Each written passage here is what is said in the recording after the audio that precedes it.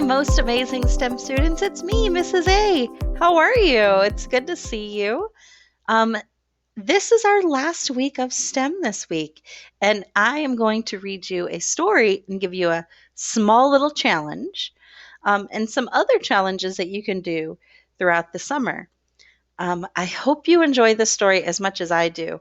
This is one of my favorite stories that we have in STEM. It's about Rosie Revere, and she is an engineer. Remember when we talked about what an engineer does? Remember we talked about an engineer solving problems? I wonder what's going to happen with Rosie in her book. So let's get started and hear what's happening with Rosie.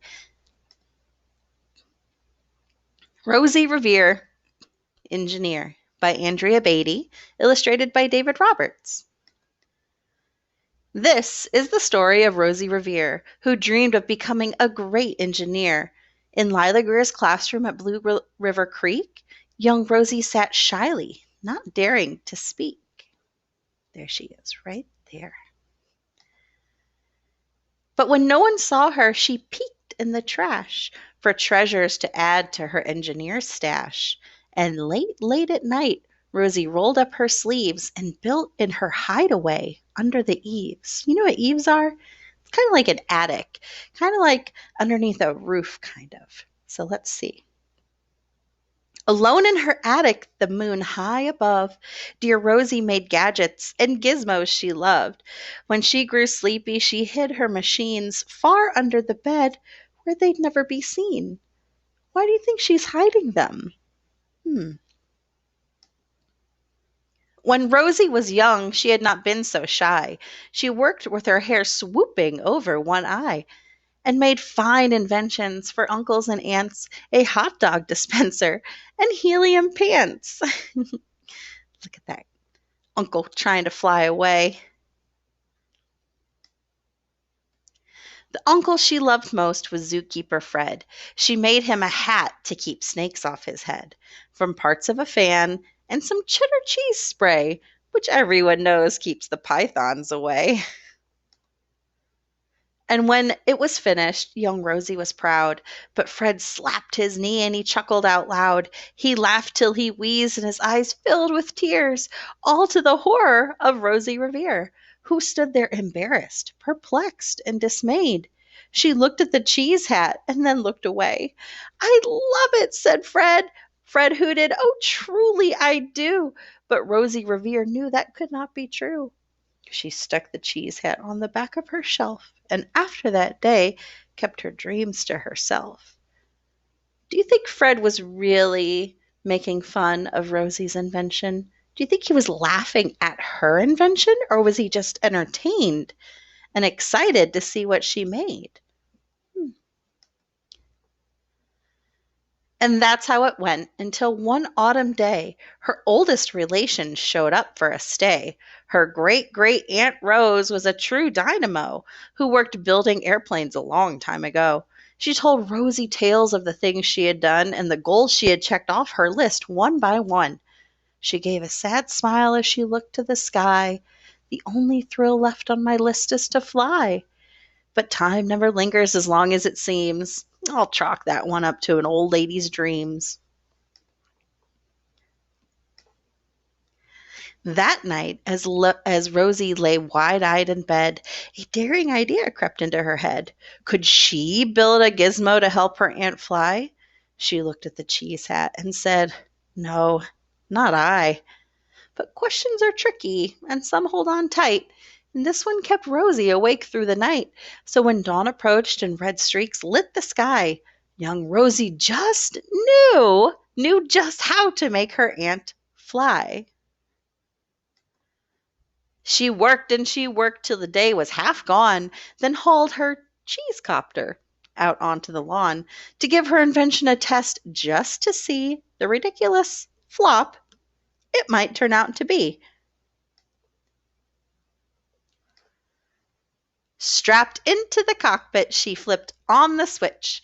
The Helio cheese copter sputtered and twitched. It floated a minute and whirled round and round, then froze for a heartbeat and crashed to the ground. Look at that copter. Look at all the things that she made her cheese copter out of. Then Rosie heard laughter and turned round to see the old woman laughing and slapping her knee. She laughed till she wheezed and her eyes filled with tears, all to the horror of Rosie Revere, who thought, "Oh no, never, not ever again will I try to build something to sputter or spin, or build with a lever, a switch, or a gear, and never will I be a great engineer." Oh. She turned round to leave, and then great great Aunt Rose grabbed hold of young Rosie and pulled her in close. She hugged her and kissed her and started to cry. "Hooray! You did it! It's the perfect first try. The great flop is over. It's time for the next." Young Rosie was baffled, embarrassed, perplexed. "I failed," said dear Rosie. "It's just made of trash. Didn't you see it? The cheese copter crashed."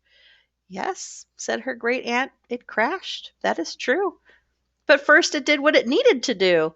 Before it crashed, Rosie, before that, it flew."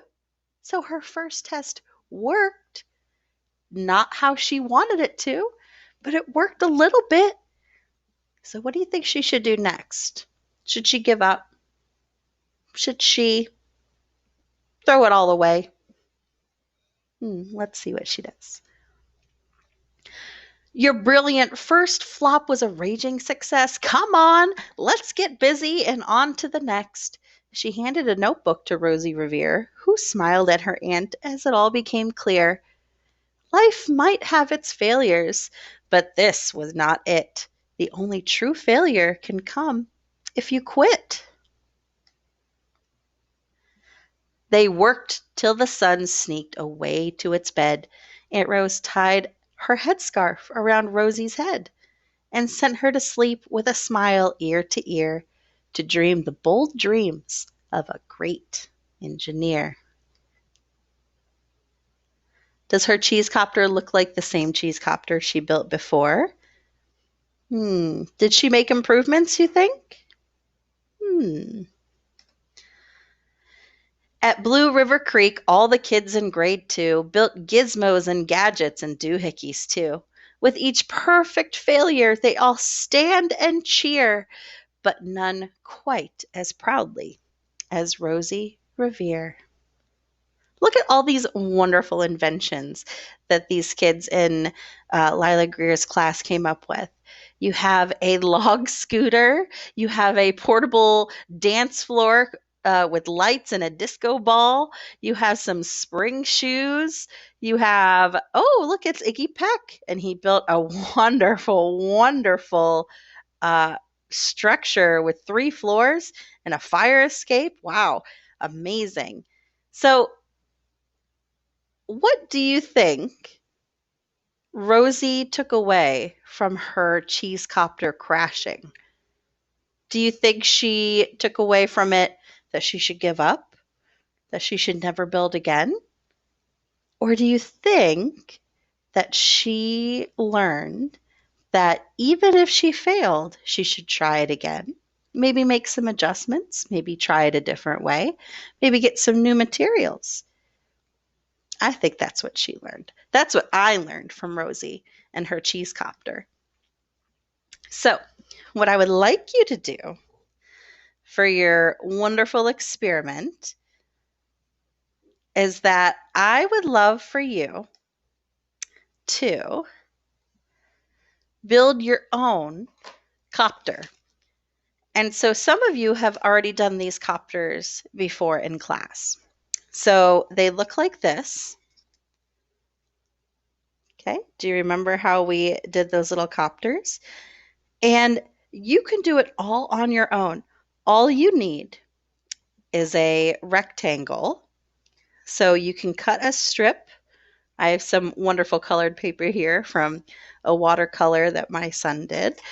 And you can cut a rectangle out of the strip. So I just cut my rectangle in half. All right.